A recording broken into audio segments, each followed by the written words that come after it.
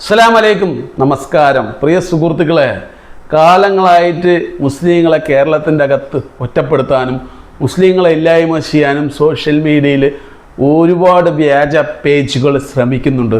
പ്രത്യേകിച്ച് ഈ ഹൈന്ദവ മതങ്ങളിൽ നിന്ന് പ്രത്യേകിച്ച് ഈ മുസ്ലിങ്ങളെ ഇല്ലായ്മ ചെയ്യണം എന്നുള്ളതാണ് ഇവരുടെ ലക്ഷ്യങ്ങൾ. അതിന് കൃത്യമായിട്ടുള്ള ഒരു തെളിവും എവിഡൻസുമാണ് ഞാനിവിടെ പുറത്തുവിടുന്നത്. അപ്പോൾ നിങ്ങൾ ആലോചിച്ച് നോക്കുക, ഒരു വ്യാജ പേജിൽ ഒരുപാട് ആൾക്കാർ ഫോളോവേഴ്സ് ഉള്ള ഒരു പേജാണ്. അതിൽ എന്താണ് എഴുതിയിരിക്കുന്നത് നോക്കണം. പൊന്നാനിയിൽ വ്യാജ സർട്ടിഫിക്കറ്റ് നിർമ്മാണ റാക്കറ്റ് പിടിയിൽ. പൊന്നാനിയിൽ വ്യാജ സർട്ടിഫിക്കറ്റ് നിർമ്മാണ റാക്കറ്റ് പിടിയിൽ. ഒരു മാസം മുൻപ് മലപ്പുറം ജില്ലാ പോലീസ് മേധാവി ആർ വിശ്വനാഥൻ IPSന് ലഭിച്ച ഒരു രഹസ്യ വിവരത്തിൻ്റെ അടിസ്ഥാനത്തിൽ പൊന്നാനി പോലീസിന് അന്വേഷണത്തിൽ നിർദ്ദേശം നൽകിയിരിക്കുകയായിരുന്നു.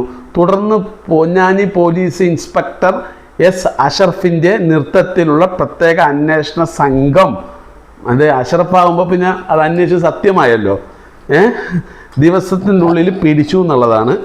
അത് മലപ്പുറവും കൂടെ ചേർത്തിയിട്ടുണ്ട്. കാരണം പൊന്നാനി എന്ന് പറയുമ്പോൾ മലപ്പുറം പെട്ടല്ലോ. അപ്പോൾ മലപ്പുറത്തുള്ള ആൾക്കാരൊക്കെ ഞാൻ വരുത്തുക എന്നുള്ളതാണ് ഈ പേജുകളുടെയൊക്കെ ലക്ഷ്യം. അപ്പോൾ ഇതിൻ്റെ ഒറിജിനൽ വാർത്ത ഇതിൻ്റെ ഒപ്പം തന്നെ വരുന്നുണ്ട്. നിങ്ങൾ നോക്കിക്കോ ധാരാ ചെയ്ത് എന്നുള്ളത്, എന്നിട്ട് നിങ്ങൾ തീരുമാനിക്കുക. വ്യാജ സർട്ടിഫിക്കറ്റ് മാഫിയയെ നിയന്ത്രിക്കുന്ന തിരൂർ മീനടത്തൂർ സ്വദേശി നെല്ലിക്കത്തറയിൽ ധനീഷ് സമ്പാദിച്ചത് കോടികൾ. ധനീഷിന് തിരൂരിൽ കോടികളുടെ ആഡംബര വീടും പൂനെയിൽ 2 5 സ്റ്റാർ ബാറുകളും അപ്പാർട്ട്മെന്റുകളും ഗൾഫിൽ അപ്പാർട്ട്മെന്റുകളും കോടികളുടെ ബിസിനസ് സ്ഥാപനവുമുണ്ട്.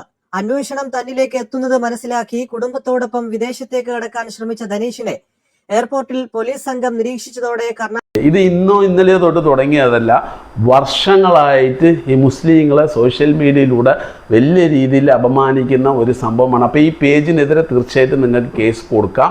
ആ പേജിൻ്റെ ഇതെല്ലാം ഞാൻ വിട്ടിട്ടുണ്ട്. നിങ്ങൾ അതിൻ്റെ അകത്ത് പോയി കഴിഞ്ഞാൽ ആ വ്യക്തി കൃത്യമായിട്ട് ഇത് എഴുതിയിട്ടുണ്ട്. ഇത് നടന്നത് തിരൂരിലാണ്. ബിനീഷ് എന്ന് പറഞ്ഞൊരു വ്യക്തിയാണ്. അപ്പോൾ അതിൻ്റെ വീഡിയോസ് ഞാൻ ഒപ്പം വെക്കുന്നുണ്ട്.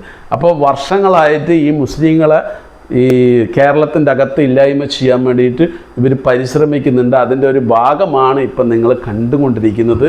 എന്ത് കുറ്റകൃത്യം ചെയ്താലും അത് മുസ്ലിങ്ങളാണ് പേരിലേക്ക് ഇട്ടിട്ട് മുസ്ലിങ്ങളാണ് ചെയ്യുന്നതെന്നുള്ളത് വരുത്തുകയാണ് ഇവന്മാരുടെ ലക്ഷ്യം. അതിനു വേണ്ടിയിട്ട് ഇവന്മാർ ഏത് തന്തയില്ലായ്മയും ചെയ്യണം. ഞാൻ ചോദിക്കട്ടെ, എല്ലാ മനുഷ്യരും ഈ ലോകത്ത് ജീവിക്കാൻ വന്നവരാണ്. നിങ്ങളായാലും ഞാനായാലും നമ്മൾ ആഗ്രഹിച്ചതല്ല ഇങ്ങനത്തെ ഒരു ജീവിതം. നമ്മൾ എങ്ങനെയോ ജനിച്ചുപോയി. ജനിച്ച സ്ഥലത്ത് ഇനി നമ്മൾ പൊരുതിയിട്ടാണെങ്കിൽ ജീവിച്ചേ പറ്റുള്ളൂ.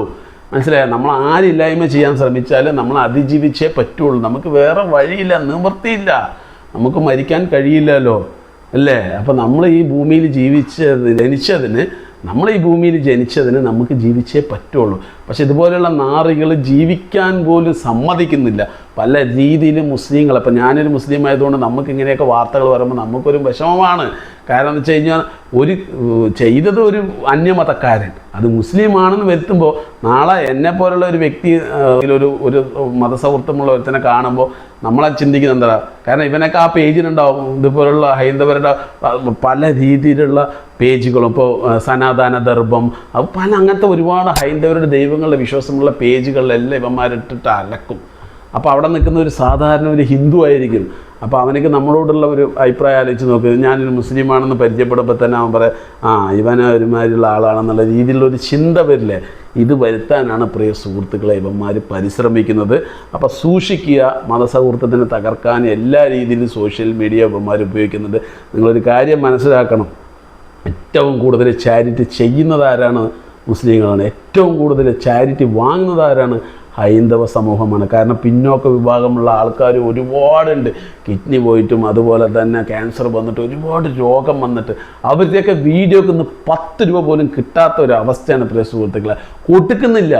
കാരണം എന്താ വെച്ച് കഴിഞ്ഞ് പറഞ്ഞാൽ ഇതുപോലെയുള്ള വ്യാജ വാർത്തകളും അതും ഇതും ഒക്കെ ആയിട്ട് മുസ്ലിങ്ങളെ ഇല്ലായ്മ ചെയ്യാൻ വേണ്ടിയിട്ട് ഒരു വലിയ സമൂഹം തന്നെ ശ്രമിക്കുന്നുണ്ടെന്ന് നോക്കുമ്പോൾ മുസ്ലിങ്ങളിപ്പോൾ ചാരിറ്റി തന്നെ 10 പൈസ കൊടുക്കുന്നില്ല. അങ്ങനത്തെ ഒരു അവസ്ഥ, മതം നോക്കേണ്ട ഒരു അവസ്ഥയിലൊക്കെയാണ് കാര്യങ്ങൾ പോയിട്ടിരിക്കുന്നത്. പ്രത്യേകിച്ച് ആലോചിച്ച് നോക്ക്, ഈ പറയുന്ന ഇവന്മാരൊന്നും ഒരു പാവപ്പെട്ട ഒരു ഹിന്ദുവിന് ഒരു കിഡ്നി പോയതോ ഒരു ക്യാൻസർ വന്നതോ ഇവന്മാർ പോസ്റ്റ് ചെയ്യില്ല. ഇവന്മാർ ചെയ്യുന്നത് ഇതേപോലെ മുസ്ലിങ്ങൾക്കെതിരെ എന്തെങ്കിലും കിട്ടിയാൽ അതിടും. അതുപോലെ തന്നെ കിട്ടിയില്ലെങ്കിൽ ഉണ്ടാക്കും. ഇനി വേറെ ഏതെങ്കിലും മതക്കാരത് ചെയ്യുകയാണെങ്കിൽ അത് മുസ്ലിങ്ങളാണെന്ന് വരുത്തും. ഇതൊക്കെയാണ് ഇവന്മാരുടെ മെയിൻ അജണ്ട. പ്രിയ സുഹൃത്തുക്കളെ, നിങ്ങളുടെ ബലപ്പെട്ട അഭിപ്രായം തീർച്ചയായിട്ടും കമൻറ്റിൽ പറയുക. വീണ്ടും നല്ലൊരു വീഡിയോ ആയിട്ട് അടുത്ത പ്രാവശ്യം കാണാം.